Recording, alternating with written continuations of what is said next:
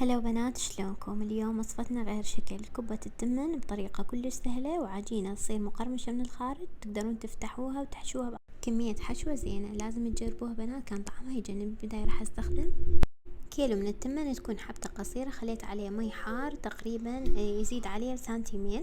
راح استخدم الهاند بلندر. ورا 10 دقائق من ما نقعتها بالمي الحار حتى تتكسر عندي حبة التمن ويسهل عندي طبخها. خليتها على النار وقلبتها، خليت عليها ملح وكركم اختياري الى ان تتكتل عندي. قبقتها وخليتها تقريبا ربع ساعة على نار كلش هادئة حتى تتهدر ويسهل عجنها. راح استخدم كيلو من اللحم الهبر، نسبة الدسم بيه كلش قليلة حتى ما تصير عندي لينة وظل مقرمشة وممتلينة من الداخل. ما راح اخلي عليها بصل، اذا حابين تخلون عليها بصل اثرم البصل كلش زين واعصروه حتى ما ينطي مي وتلين من الداخل. بعد ما استوى اللحم خليت عليه شوية كرفس وغلقت النار وتكون عندي الحشوة جاهزة. خليت عليها شوية كبابة وملح وفلفل اسود الحشوة. العجينة فرغتها بصينية حتى تبرد واقدر اشتغل بها.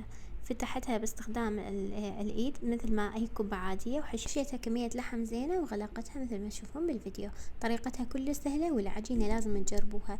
كانت مقرمشة وابد ما انفتحت اثناء القلي. قليتها بزيت غزير وقلبتها لان اخذت لون ذهبي. طعمها كان يجنن بنات، لازم تجربوها. اذا عجبتكم الوصفة لا تبخلون علي باللايك والاشتراك بالحساب، وشوفوا باقي الفيديوهات. هواي نزلت فيديوهات ان شاء الله تستفادون منها. ومع السلامة.